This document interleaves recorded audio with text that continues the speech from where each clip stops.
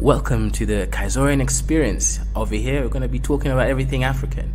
We're going to be having debates, discussions, entertainment, as well as learning about business, art, history, and everything in between. Cultural, tribalism, and everything. We're going to be out here debating with some really interesting stuff. So, like the video, share the video, and make sure you subscribe. Make sure you subscribe. Subscribe for the best experience ever. This is the biggest channel on the Afrosphere. So come and join the team, become a Kaizorian, and join the Kaizorian Empire.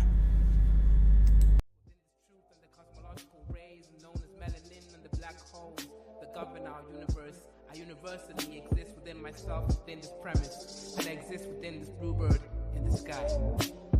I'ma fly like the blue in the sky. I'ma fly like bird in the sky. I'ma fly like bluebird in the sky. I'ma fly like bluebird in the sky. I'ma fly like bluebird in the sky. I'ma throw my bluebird in the sky. I'ma soar like bluebird in the sky. I'ma soar like bluebird in the sky. I'ma fly like bluebird in the sky. I'ma fight like bluebird in the sky. I'ma eat like bluebird in the sky. I'ma be like bluebird in the sky. I'ma be bluebird in the sky. I'ma be free, bluebird in the sky. I'ma be free like bluebird in the sky. I'ma be like bluebird in the sky. Back again like the second coming. Strumming my vocal cords like the hummingbird in the sky. Y'all can't deny this. Real rap lyrics, it's like I ain't got no rhyming through the sky limit. What is skin tone, shade of color, but a parallel form of frequency like a ringtone on your phone. Melanin expression, tied up in the universe, feeling like God's. Is this really us? Is it serious? Is it really wrong to be diverse? I'm a divergent, immerse myself like an ocean beneath this waves. Be a divergent, born to be different. Indigo child, one like canary, born to be a bluebird in the sky. Flying high like a bluebird in the sky. I'ma fly high, bluebird in the sky. Yeah, bluebird in the sky. I'ma fly high, bluebird in the sky. I'ma be like bluebird in the sky. I'ma be like bluebird in the sky. Everybody scream bluebird in the sky. I'ma fly high, bluebird in the sky. I'ma be like bluebird in the sky. Yeah, bluebird in the sky. Everybody, bluebird in the sky. I'ma be like bluebird in the sky. I'ma be like born black, sweet like a berry. Flying high, high like a canary. Scary with my hoodie on. Hating on my vibe on the street that you'll be feeling my frequency of the song. But I know that I ain't never ever gonna be ever the same. But I know. Hey, Shalom, Shalom, mother loving one. What's good? What's good, Dusties? Today we're going to be talking about what's been happening in Haiti. Haiti is a country within the islands over there in the Saint Domingue Island, right? It shares actually a island with Dominican Republic. Now, this country has been having issues. They were the first country, black nation, to be free from slavery, but they had to pay a lot of money back to France, which crippled the economy. And as well as other natural disasters, Haiti's been having a series of unfortunate outcomes. Today, they don't have a functional government, president, and the country is under lawlessness. So, of course, the United States, right, or rather United Nations, under the leadership of Biden, offered money, a tender, right, a tender for a country to come in, send in their own troops, right, the police or military, in order to have some sense, right? Right now, the Haitian capital has been taken over by gangs, etc. So it's lawlessness, right? Doing business is difficult, as well as predicting anything for the future. So Kenya said, hey, look, we'll accept the bid. And of course, United Nations or America is willing to give President Ruto $100 million to send its troops there to curb this problem. Of course, there's a lot of backlash, right? People think that Ruto is a Coon, saying, well, why is he doing the bidding of Biden over there? But it's a lot more complicated than this. Haiti does need help, right? And I think this is the issue. When just because Biden is the one who sends him there doesn't mean that Haiti doesn't need security. The country needs help, right? Who brings it is the issue here. But right now, of course, they sent a black African nation so that they don't seem like it's an invasion. But anyways, guys, as usual, we're going to analyze the history of Haiti, what happened, what went wrong, and is Kenya the right choice to fix this problem? what's going to happen. We'll see. And is this a good geopolitical move by President Ruto by involving a sovereign nation and going in there and trying to technically invade it, right?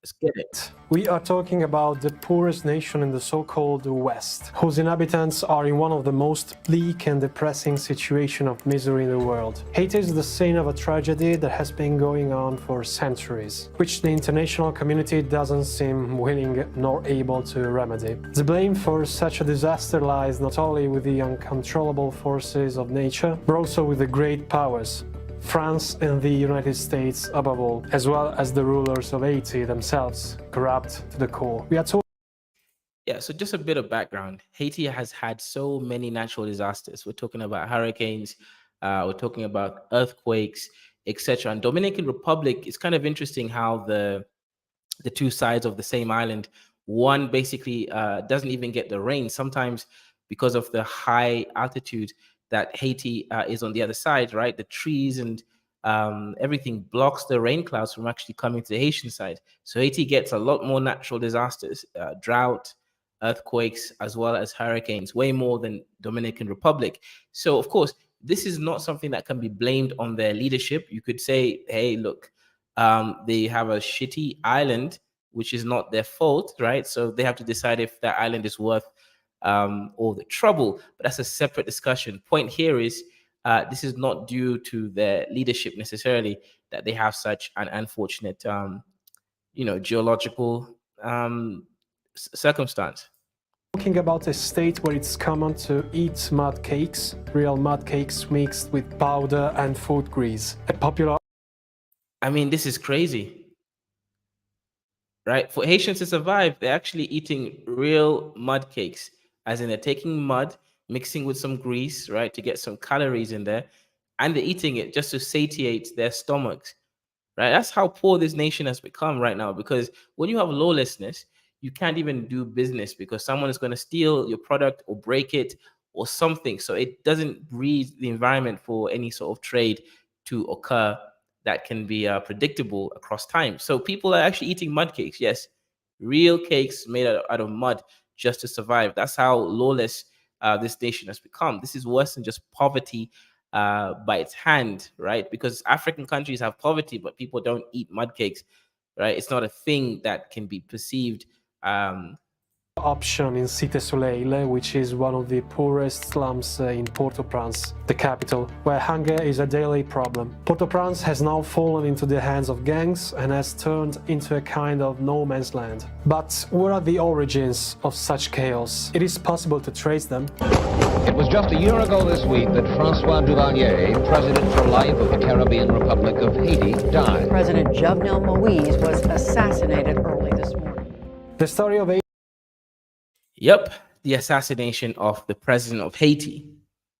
Now, when the president was assassinated, that's where all these things, the lawlessness, the descent into madness and chaos started to occur, right?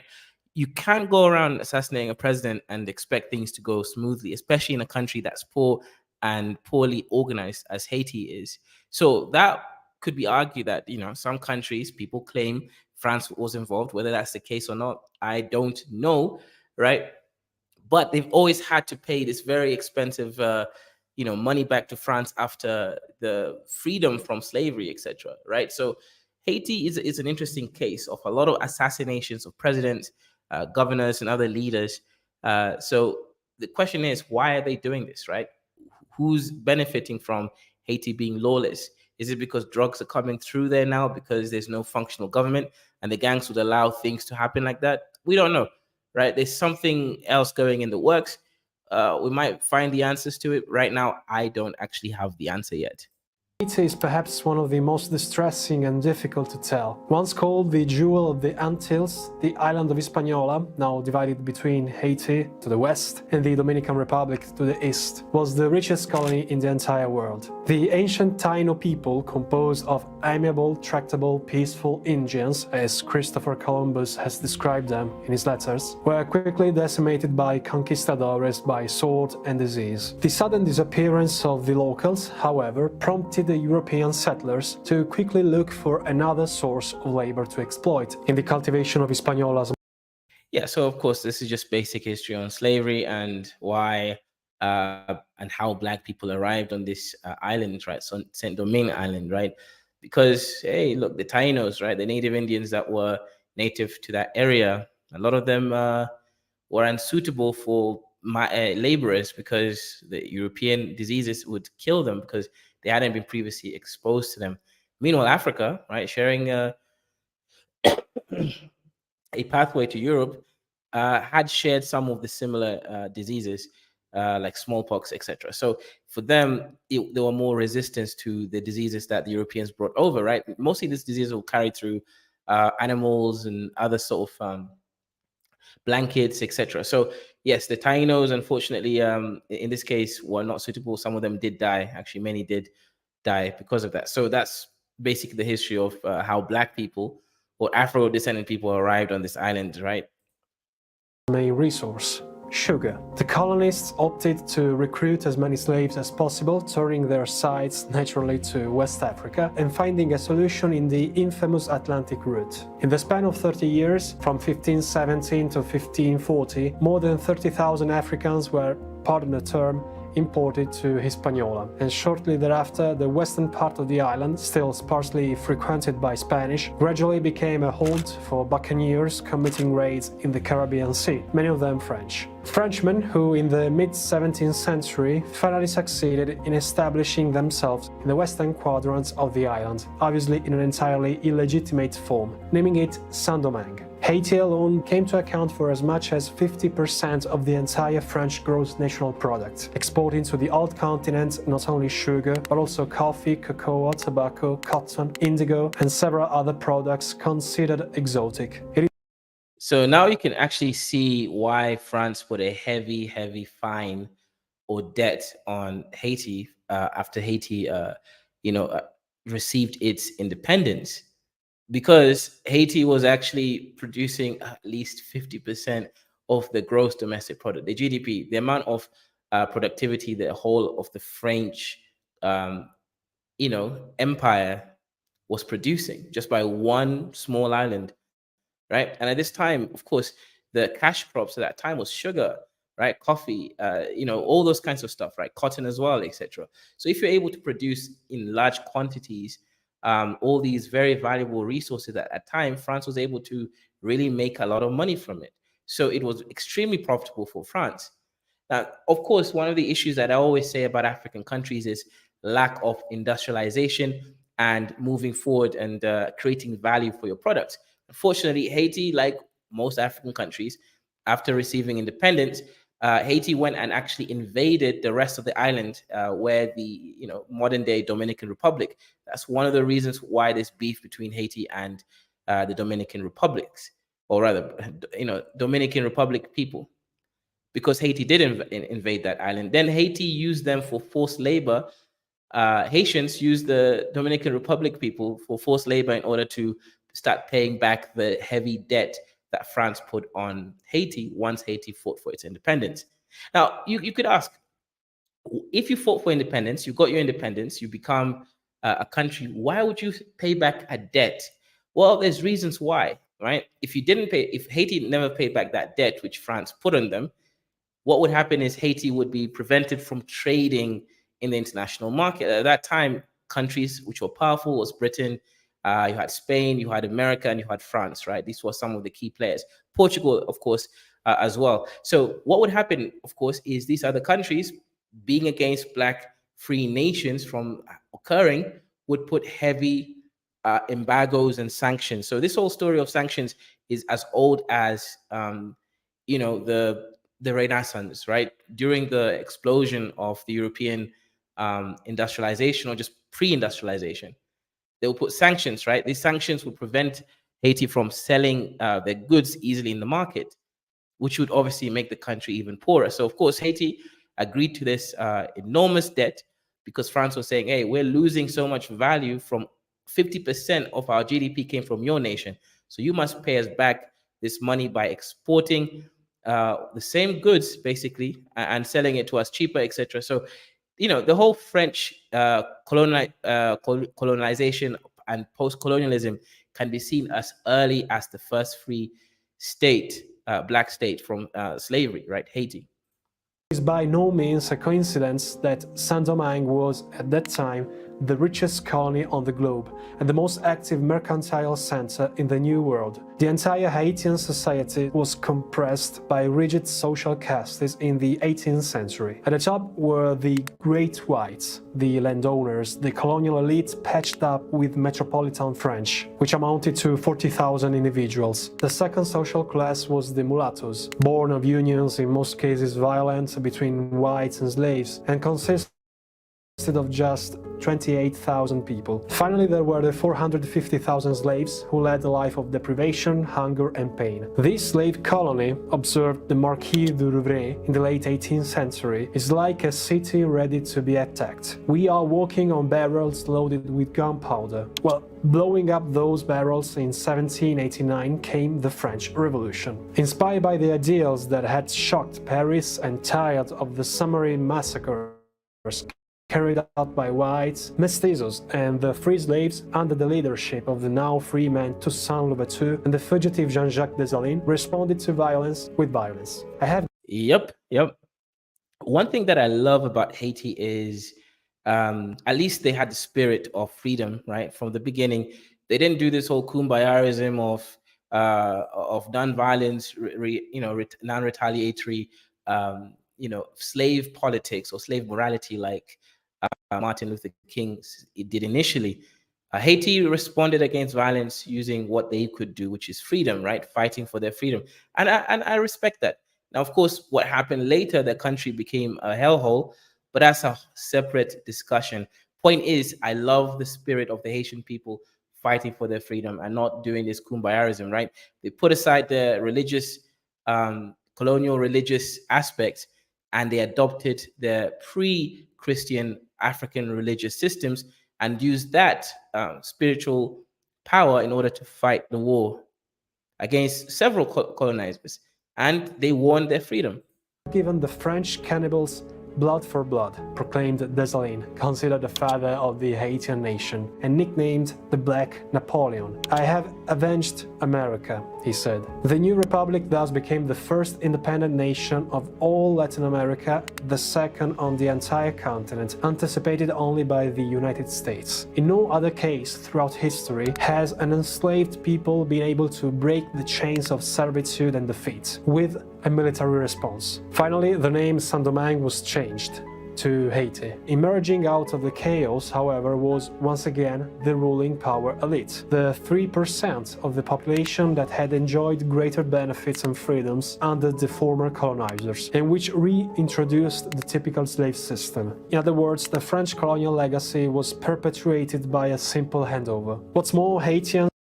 Now, yeah, this is interesting. So there was still some form of indentured servitude that, presided after the freedom of Haiti as a nation from French colonial rule, as well as slavery in this case, right? Since the French were the ones enslaving Haitians.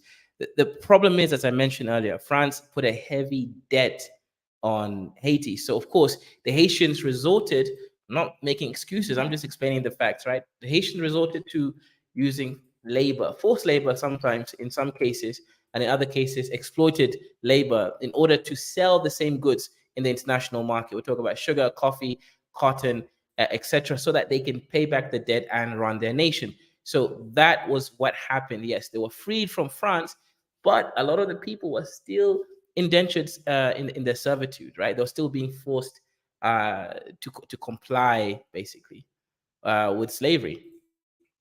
Although free, found themselves living in a world completely hostile to the idea of a territory self-governed by blacks. An independent Haiti was in fact a nightmare for all those powers for whom slavery was kinda normal, starting with the United States. The so-called international community, or rather at that time Europe, condemned the Haitian model, which is that of a nation of freed slaves. It was for this reason that in the years following the independence, Europeans in the United States coordinated to prepare a full-fledged diplomatic embargo on the island. France refused to recognize Haiti's existence as a state and intimated that it was necessary to pay compensation due to land confiscation after the revolution. revolution. It's an absurdity since it's usually the losers who have to pay compensation if you think about it. The request was Yeah, and just for some understanding, right? So the original debt that France put on Haiti in francs, I'm gonna do a conversion of it into dollars,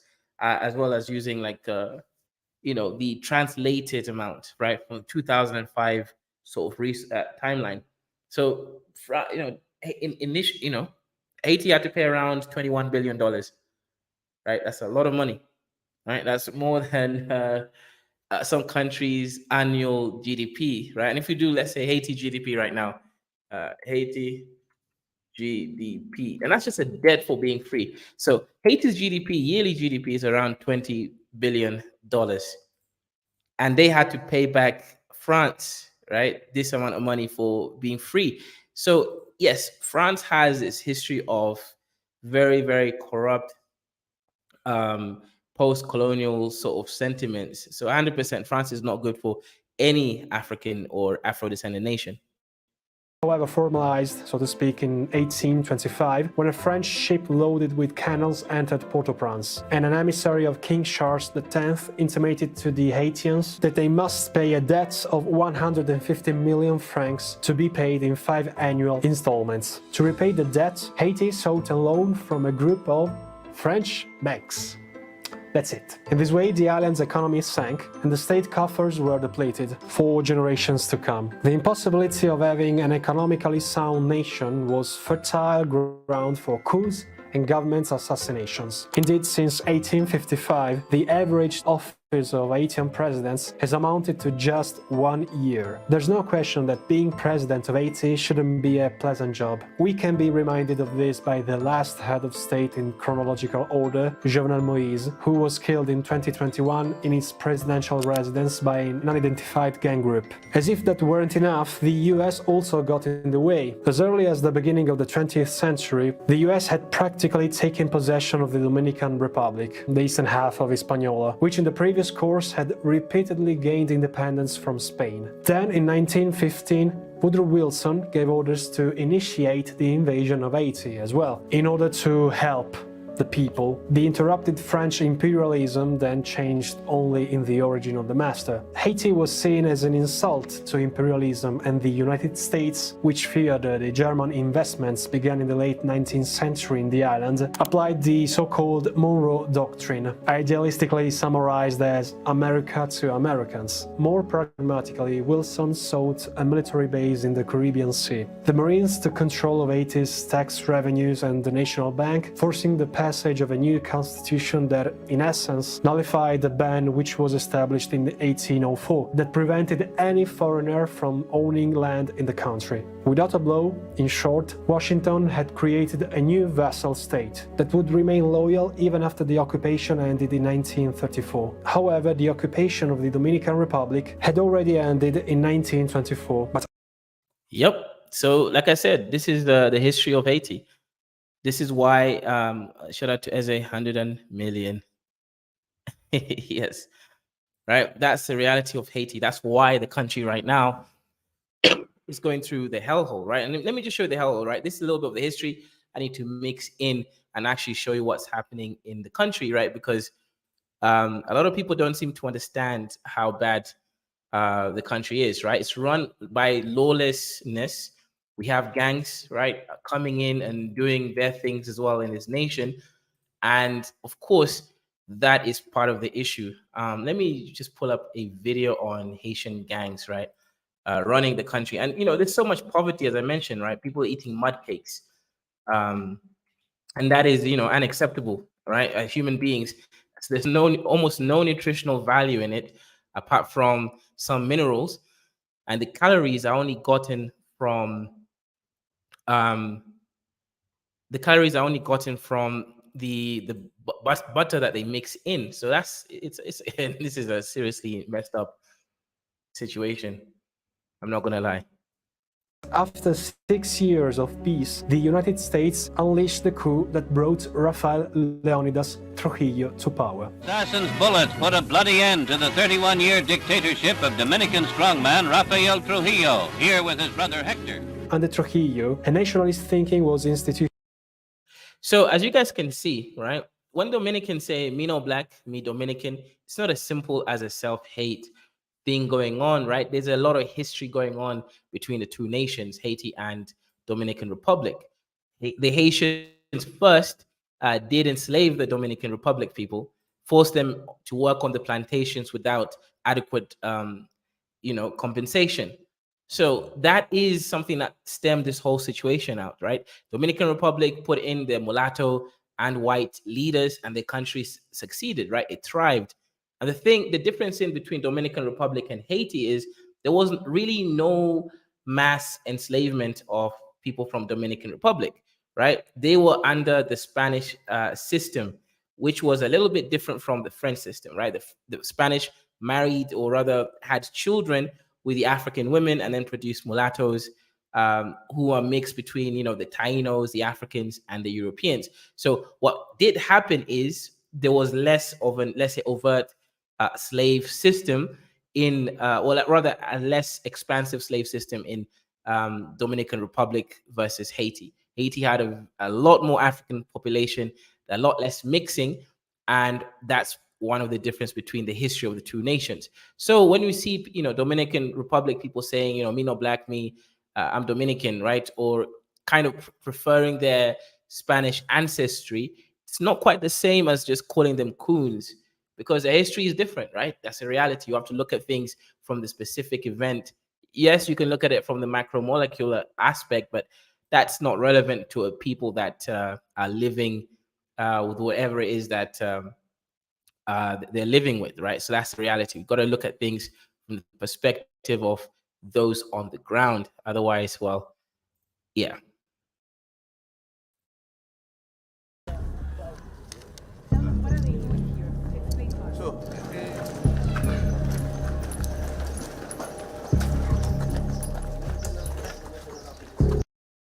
Yep. So if we take it back, right, we'll see what it says here, right? This is one of Haiti's most powerful gang leaders, right? And he's actually a former, right, Jimmy Barbecue Cherize, right, a former police officer. So of course, the government doesn't have power right now. So a lot of these gangs are being run by ex-police officers, other different kinds of people with some kind of security and intelligence, and that's who's actually running the country right now, right? He's running the G9, an alliance of gangs fighting other gangs that they don't like, right? Control of the capital. The capital right now has been completely taken over. 5 Point Star says Kenyan police is just there to help ease up gang violence there. No history of Kenya and Haiti having beef. That's a very, very good point. I think a lot of people, some Pan Africans, think that this is, Kenya is doing this because they're running as a coon for Biden, but the reality is Haiti needs help.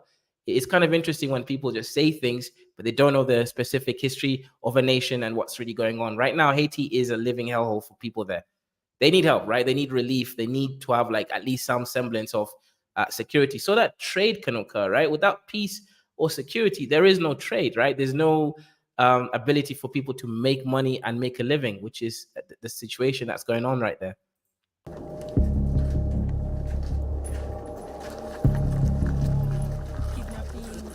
No kidnapping, no, c'est moun ke oligarch yo. It's unfortunate we have to call some Haitians enemies, but the Haitian oligarchs and politicians give them guns and ammunition to destroy our communities.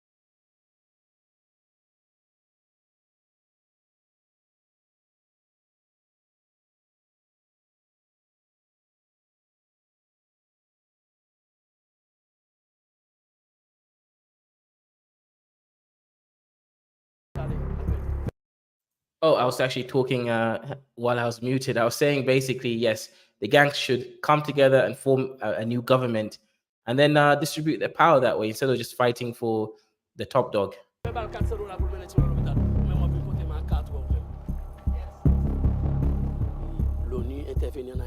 There's a difference between a gang and an armed group.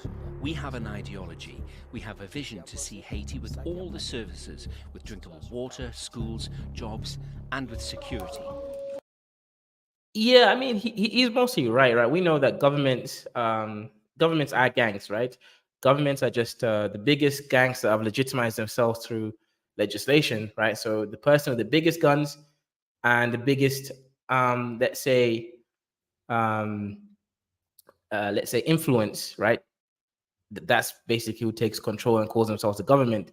There is no such thing as, oh, the government is good. No, no, no. Look, governments are created by the biggest gang with the biggest armed forces. That's it.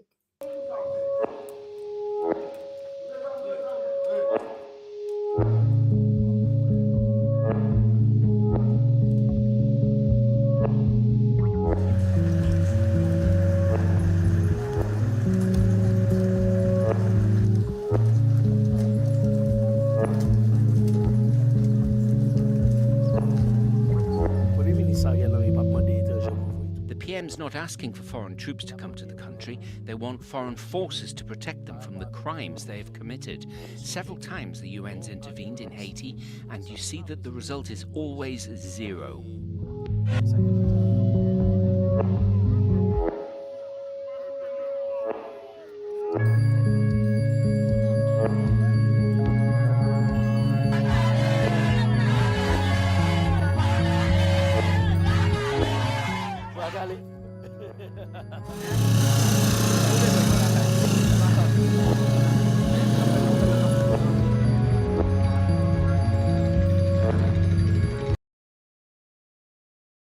Origins of the Dominican people back to the conquistadores. They mixed it with an anti-Haitian sentiment when in 1937 Trujillo had tens of thousands of Haitians residing in the territory of the Dominican Republic killed with a method that was peculiar and simple and cruel. In fact, we refer to this entire operation as the Parsley Massacre.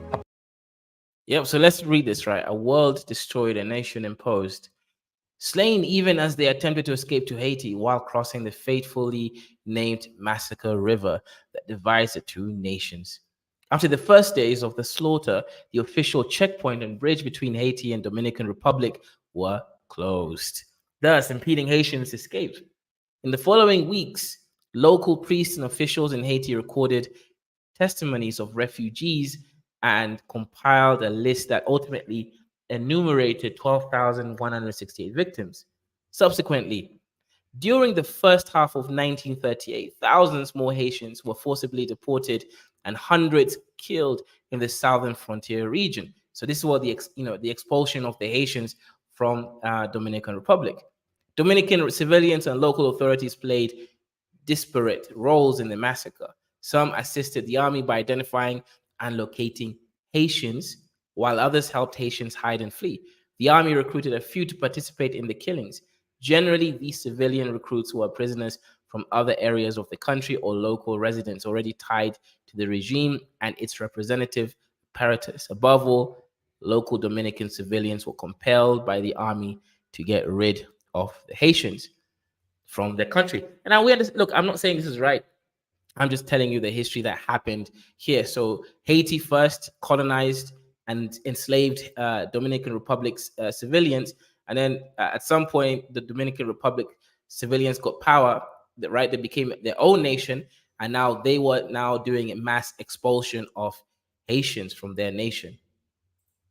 How much money is Kenya funded your soldiers to go and fight for another country on a different side of the earth? Why and why Kenya anyways? Well, it has to be a black nation. If it's a white nation, it's not going to look good on the Haitians, right? It has to be someone who Haitians can at least see they look similar to them. Secondly, I think the agreement is around $100 million as far as I know. And hey, the Kenyan government can use that money to industrialize or something, right? So I guess there is incentives there. The Capriano says, examining how people have been exploited they choose to exploit others locally across the planet is a fascinating subject. 100%, 100%. 5-point star says Haitians should have fled to Guyana. That's another Caribbean country in the South America. That's a really good point, but perhaps it's much more difficult because you have to actually cross to a different island. Meanwhile, going to Dominican Republic is technically easier because they can cross through the border since they share the same island. But yeah, that's a really good point. They would have been treated better than the Dominicans. Oh snap, Kaiser, Haitians. Yep. Haitians enslaved. Haitians did it first, right? Because Haiti received the independence first. They were the first free black nation. Dominican Republic got it much later.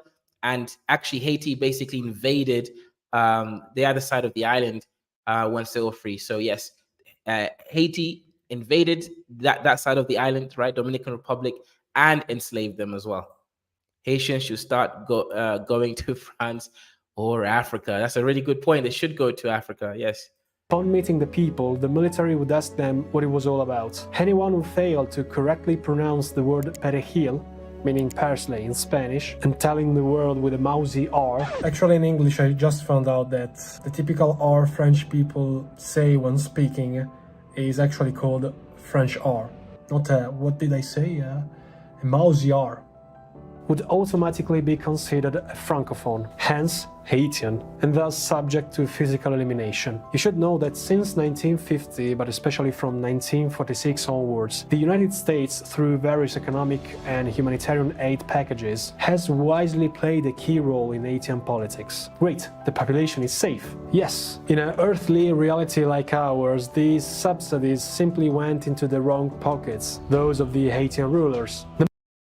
Yep, as always, there's always corruption that plagues black nations. In this case, of course, we've seen that the relief package is sent over by other countries or United Nations were not landing and actually being given to a lot of the Haitians who needed it most. A lot of that, basically what would happen is politicians, or let's just say leaders, right, would take that money.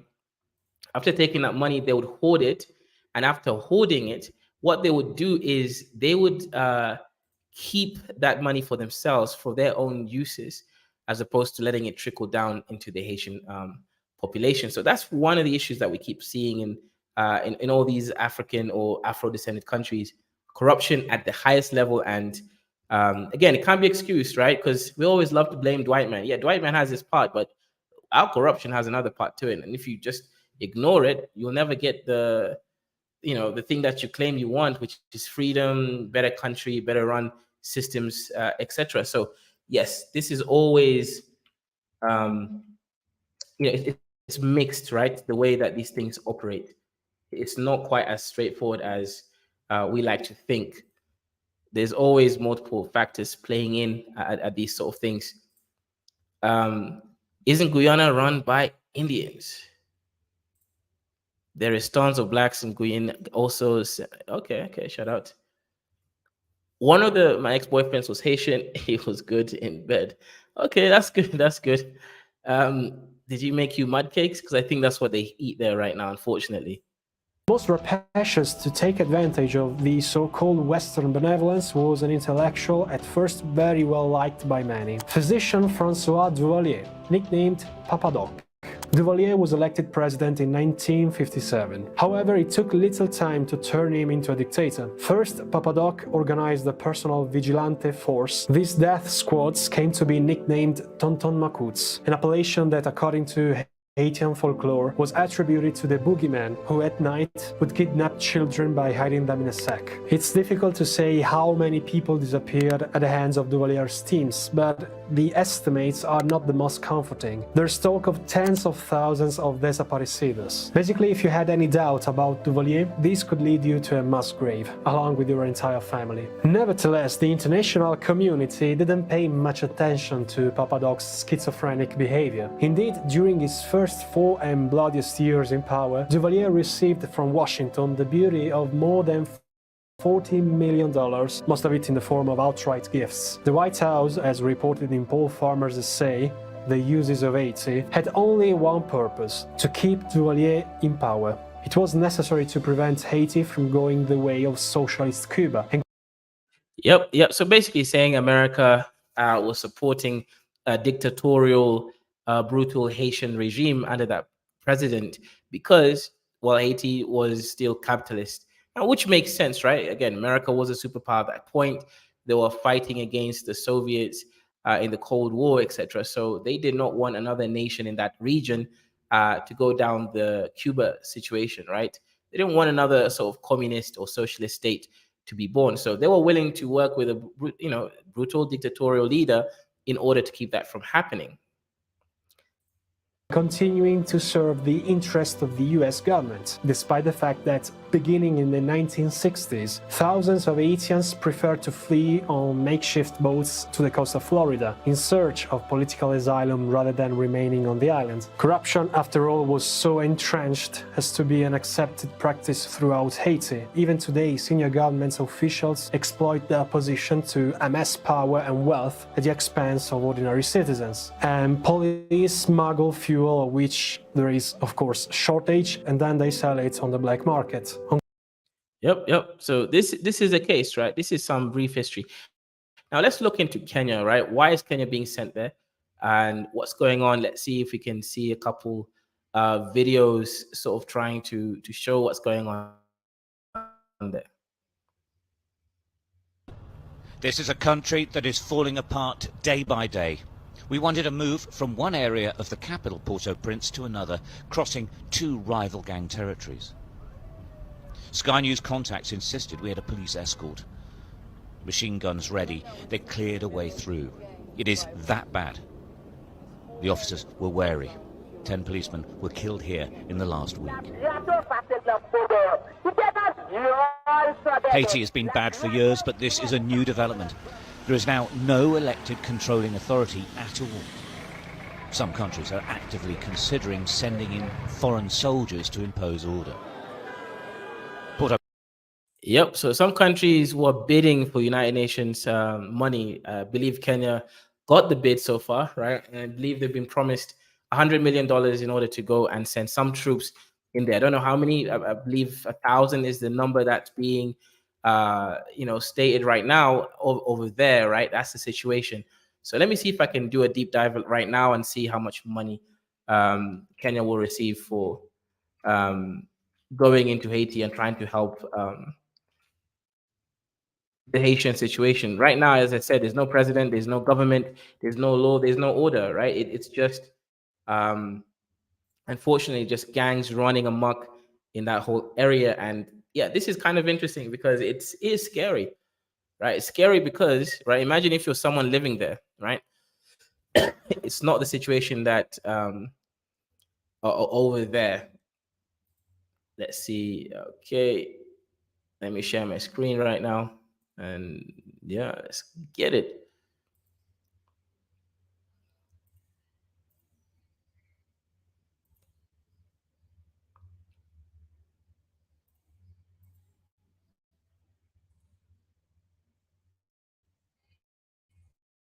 The United Nations Charter and its core principles has never been clearer. The need for cooperation to address challenges no nation can solve alone has never been greater. And I think you saw both of those ideas come together here in New York this week. We came into this week clear-eyed about the stakes, committed to showing that we can deliver tangible results for the American people and people around the world by working in common cause. We can do both. We have to do both. And Biden calls it an inflection point. That the substance of the meetings was significant.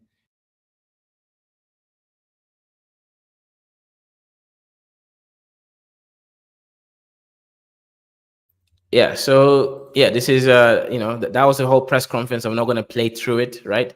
But you guys can watch it. I'll post it in the chat if you're interested, right? Making sure you've got the right types of information over there, right? So watch. U.S. pledges $100 million to back the proposed Kenyan-led multinational force to Haiti.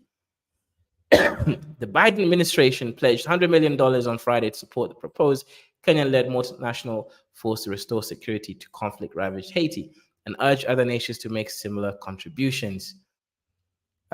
Secretary of State Anthony Blinken announced that U.S. should provide logistics, including intelligence, airlift, communications, and medical support to the mission, which still needs to be approved by United Nations Security Council. Other than Kenya, which would head the operation, personnel from several Caribbean nations would also be deployed to the nation of Haiti. Blinken urged the international community to pledge additional personnel as well as equipment, logistics, training, and funding for the effort to be successful. Right. So, what's the effort? The effort is to remove the gang violence, right? Remove the gangs from being in power, and then help establish a new Haitian government, right, with a president and a full judiciary, etc. Blinken said it was imperative for the Security Council to authorize the mission as quickly as possible so that the force could be operational in the next several months. He stressed, however, that international assistance could be only part of Haiti's recovery from years of corruption, lawlessness, gang violence, and political chaos. Improved security must be accompanied by real progress to resolve the political crisis, he said. The support mission will not be a substitute for political progress. Biden also hosted a closed-door meeting Friday. So as you can see here, this is kind of interesting over there, right? So people are calling Kenya or rather Ruto a coon, but the reality is, as I stated, that country requires help, right? It is a lawless country. It is fallen, and the Haitians living on the ground actually do need to be helped. So you kind of have to give props to Ruto because that is high IQ move for Kenya, depending on how much money they will get. Exactly, Mobutu. Jamaicans would rather have Chinese Indians in Jamaica instead of Haitians. Well, of course, because the Chinese and Indians are bringing in businesses and they are helping the economy more than a typical Haitian migrant would. That makes logical sense, right? Of course, it does. Inspection, even the imposition of the official language, French, testifies to the imbalances that snake through a nation incapable of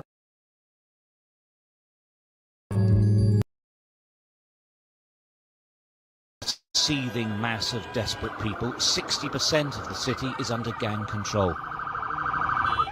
There are over 100 groups, and that is who the international force would face.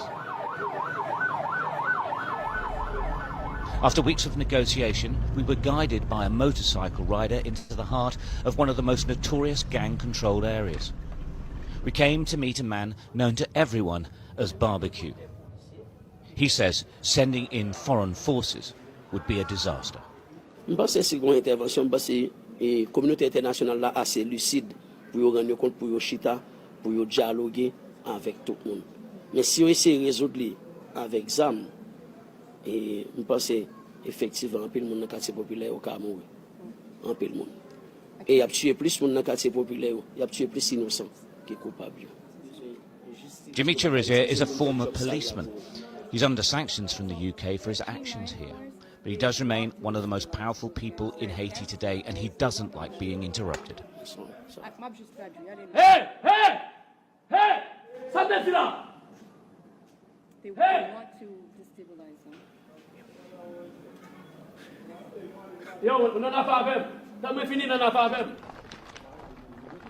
Constantly escorted by machine-gun-toting guards, he told me the threat of an organised hit on him is permanent. He has survived 4 attempts already. The blue building, yeah? The blue building, yeah. Yeah. Okay, Barbecue is the leader of one of a collective of gangs called the G9. They are very powerful, but not powerful enough to take on the other 91 gangs. Yep. So basically, what's happened is, local governors and governments and states, just different regions of Haiti have basically created many different gangs. Exactly right. Armed rebels or whatever you want to call them, right? The word gang is really irrelevant, right? These are just competing factions that want to fight against each other in order to get the top dog to have new control. Right. So for these so-called gangs, their motivations is to destroy the other gangs so that they can become the new government. Because you don't think that these gangs just want to be so-called gangs. No, they want legitimacy, right? They want to be recognized as the actual ruling faction of the nation. So that's what's going on with these gangs, right? And people are going to hear the word gang and they're going to get a certain understanding from it. But the reality is they just want to become the new government. DiCaprio says, Kaiser, Ruto is going to have you spending your super chats to pay Haiti recompense for the AU fiasco.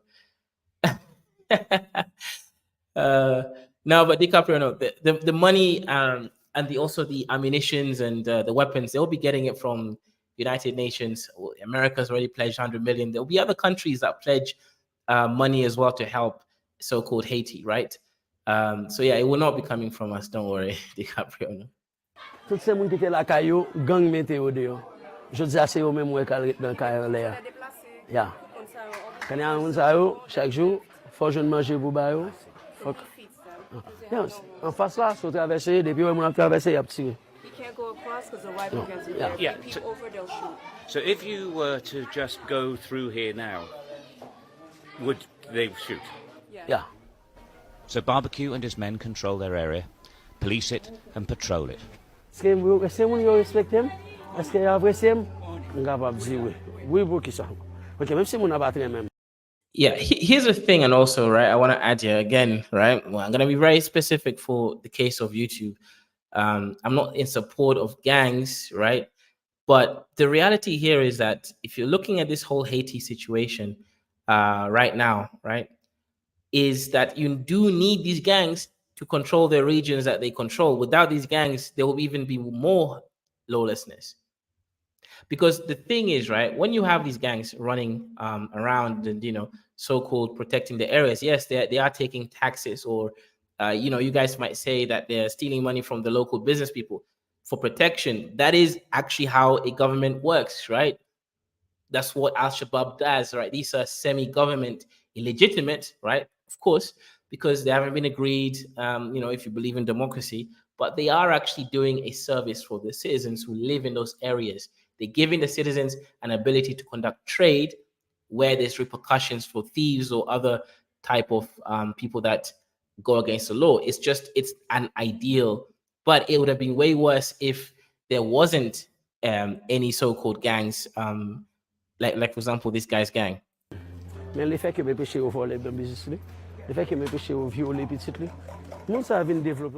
It's hard to explain, but this is like a castle, and inside, Barbecue is the king. But his enemies are only one wall away. Ils qu'on utilise caillou pour faire va pour tirer. Sur monte en l'air, ça fait me faire craser plus fort. Ouais ça. They use those houses to hide out and shoot at. Ils qu'on entre dans caillou là pour tirer.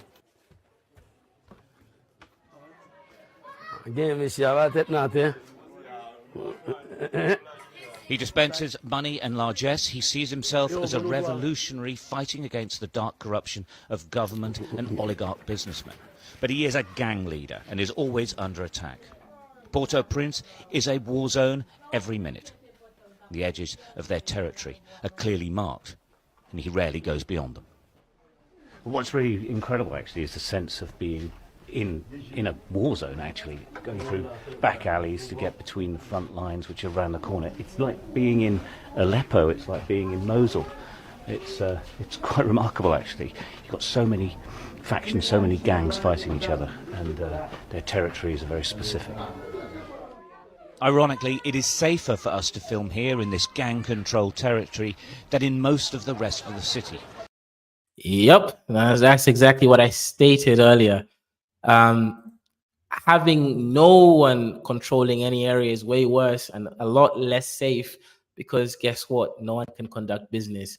And that obviously is one of the issues, right? So having, so-called gang-controlled areas actually allows Haitians to have some kind of peace. The main problem, from my opinion, comes from the fact that they have to fight each other for control. And one gang might want more territory. So then, of course, the cycle of violence keeps happening, right? That's all this is. But in areas where there's actually proper control, there's a leader, people obey and abide to the rules that they've created a lot more than areas which don't. So there's always that aspect, to consider, etc. That's the reality that's going on in Haiti. So yeah, lawlessness, everything is just going to hell right now in this country. In fact, all state business is conducted in French. However, only 10% of the inhabitants are able to express themselves in this language, and less than 5% speak it fluently. Indeed, the language of the masses is the Haitian Creole. The problem is that to be successful in Haiti, you necessarily have to speak French. One result of this language oppression is the abominable national illiteracy rate, which approaches 90% in the cities, and it's even higher in rural areas. The reason is that people are needed. Manpower in the fields is needed for all those families who cannot get by, partly because the search for work has driven almost all Haitians to the capital. The demographic imbalance, whereby the inhabitants of the entire country total 11 million people in a territory that is as vast as Tuscany, for example, in Italy, is a burden to another long-standing problem on the island: the continuing destruction of the ecosystem and the soil erosion. Try taking a look at the satellite images nearby Haiti's border with the Dominican Republic. You will notice how, on the left, the vegetation appears to be much less prominent. What does this mean? It means that Haiti is a predominantly mountainous country, and over the past 200 years, the people there have been indiscriminately cutting down trees without replanting them. The spectacle that unfolds Yep. That's part of the problem of, unfortunately, when you run a country, people who are just out there over, taking way too much, from the country and not, giving it back, etc. So, right, that's the issue that's going on in this country and this nation. It's a huge load of problems like this, right? You should look at that again, guys, right? Dominican Republic side is green, there's vegetation. The Haitian side, and it's literally on the border, right? Meaning these guys have taken and overexploited their country so much. Look at that. That's insane, right? That's obviously government policies, not checking things, not doing things correctly. Because if Haiti at one point used to provide 50% of France's annual GDP, that's a lot of money that was coming in from Haiti. So 50%, right, of all of France's gross domestic product a year was coming from here by trading sugar, cotton, and coffee, right? These guys have overgrazed, have cut the trees, they haven't replanted new ones, and that leads even more to droughts, etc. Right? So it's insane. Haiti is a predominantly mountainous country, and over the past 200 years, the people there have been indiscriminately cutting down trees without replanting them.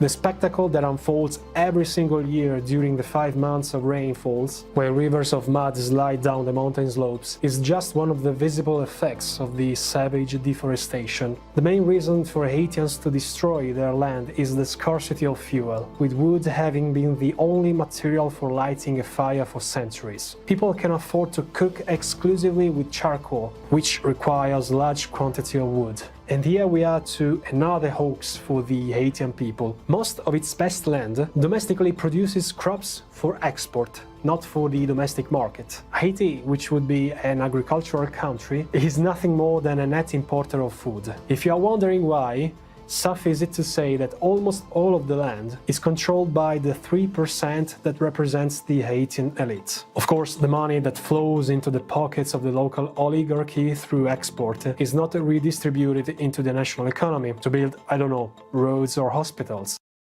So if you listen carefully, right, this is one of the issues with the Eurodollar system. Haiti can't actually grow its own food because they're growing cash crops, right? Things like sugar and coffee and other plantations in order to make Eurodollars, right? To get dollars into the country. And of course, as he mentioned, those plantations are controlled by 3%, which is normal, right? For most of these plantations in any country to be controlled by a minority, a very small minority. But the issue here is obviously the money doesn't trickle down to the average Haitian. There's no economies. Literacy rate is terrible. In fact, let me bring up another factor. Let me see if I can find literacy rate Haiti. So when you have such an illiterate population, man, this is crazy, right? Illiterate population is only around 60%, right? Over there. And I don't even know if I believe in that numbers, right? That was like a 13% increase from 2006. So about 60% of of people in Haiti can actually read or write. That's insane. That is insane. But it's spent in foreign markets, the United States, Europe, and the Gulf countries. And so, while a sugarcane cutter can call himself lucky if he earns $1 a day, the domestic and foreign companies, let's be explicit for the sake of fairness, US companies that manage the land, make stellar profits. Faced with a condition of permanent exploitation, one should therefore not be surprised that so many Haitians have joined organized crime and gangs, which are, by the way, the same of Papa Doc's Tonton Macoute. Continuing to surf the waves of Haitian history, we come to 1990, the year when pro-democracy Presbyterian Jean-Bertrand Aristide incredibly won the presidential election with 67% of the votes. This was an incredible result, considering the whole history of Haiti. But what happened? Well, the Americans came again, forced Aristide into exile, imposed a dictator, the UN declared an embargo on Haiti, and after 4 years, Bill Clinton came back to fix the disaster that the United States themselves had committed. Aristide came back, was deposed, came back again, was accused of corruption, and in 2004, a good civil war broke out. Or at least, that was how the UN justified the deployment of MINUSTA forces. There is the United Nations Stabilization Mission in Haiti, which was supposed to lead the country through a democratic transition. And if you think you have already seen hell, note that until now we have solely visited purgatory. Haiti has been the scene of natural disasters that destroyed not only its society, but also any tiny chance of getting back on its feet. As previously mentioned, gangs in Haiti have very clear intentions to take. Yep. That if you look at that whole situation, Haiti is a hellhole. So this whole thing of Kenya being being told to bring in their people, it might actually be the best case scenario for for them. Now, this is what people are saying about Ruto. This is their opinion. Let's listen to what they're saying, right? If you read the first caption, I think President Ruto, for his willingness to serve as the lead nation of a security support mission to Haiti, I call on the United Nations Security Council to authorize that mission now.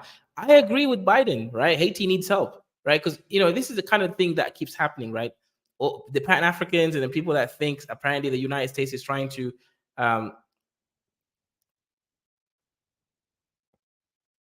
the United Nations over there.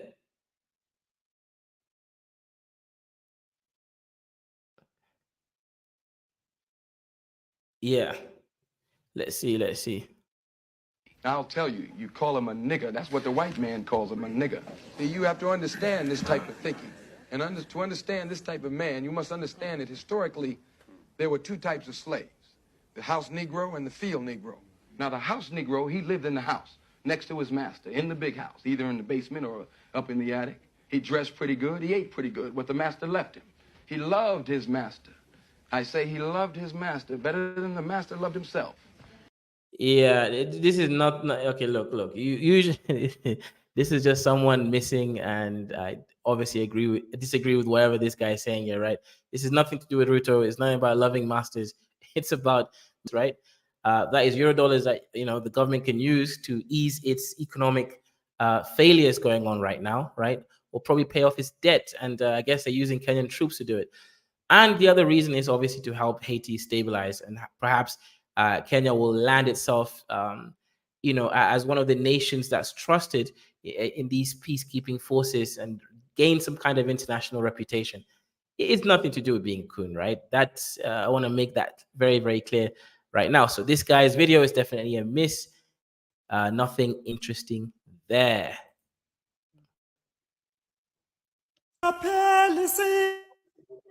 Yep. Now we have another one here, right, from TikTok.